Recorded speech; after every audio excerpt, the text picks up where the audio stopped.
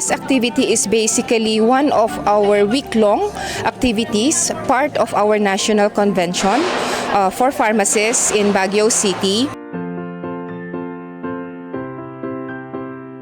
Ito ang first time ng PPHA na makipag-partner sa ating mga kapulisan, most especially ang pulis ng Cordillera para sa isang malakihang medical mission kasama ang ating partners, Cordillera Police at partner din ng PPHA, SM Foundation, ang Watsons at syempre ang Pocari Sweat. At namigay din tayo ng 15 na wheelchairs para doon sa ating mga kababayan na nangangailangan nito. Si father ko po ay isang stroke patient. That's the reason why po na he needs po yung wheelchair. And na-stroke po siya last 2009. Okay, so now he is paralyzed na half body niya. And mahirap po sa part po namin na mga anak niya na nag-aalaga sa kanya. So the wheelchair is very important to us po.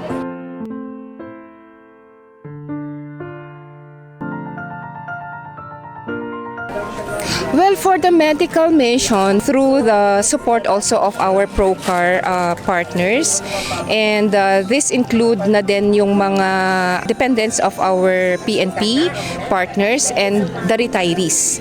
And of course, the nearby na mga barangays dito, so we actually pulled them down from the different barangays and brought them over here to get free medical consultations, diagnostic tests, and mga free medicines. And also we have from there the hair and skin analysis through Watsons, and SM Foundation naman ang sponsor nila is the mobile clinic. Through these partnerships, we managed to really come up with this, parang for PPHA is one of the biggest na medical mission conducted so far. And we would like to cascade this in the near future for Visayas and Mindanao naman. So for Luzon, this is the first.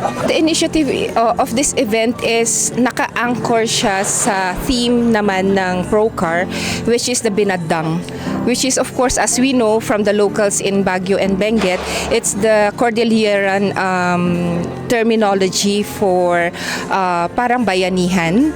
So we anchored that also with the advocacy of Regional Director PB General Peredo, which is the DKP.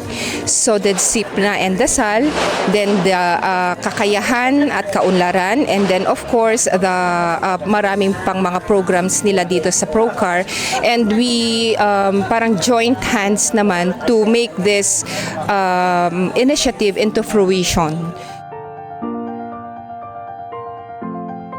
Tinitignan natin, nagfo-focus tayo una sa pangkalahatan ay yung sa implementation ng universal health care. Kasi nandun yung primary care at public health, at tinitignan natin ang mahalagang role ng pharmacist doon, lalong-lalo na ng mga pharmacist sa LGU. Sino ang makikinabang dito?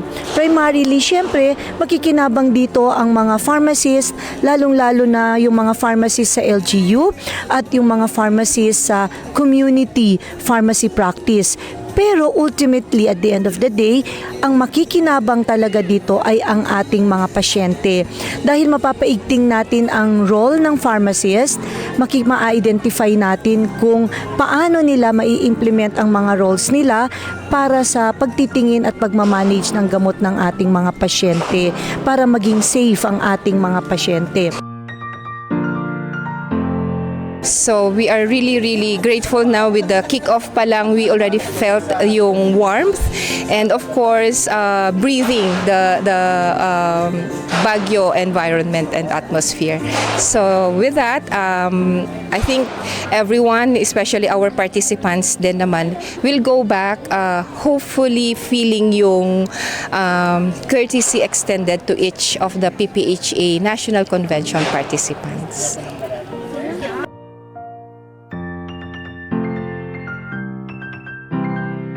Pinapaabot ko po ang paanyaya sa ating mga pharmacists dito na kinasasakupan ng Baguio Benguet kay na mag-attend doon sa ating convention.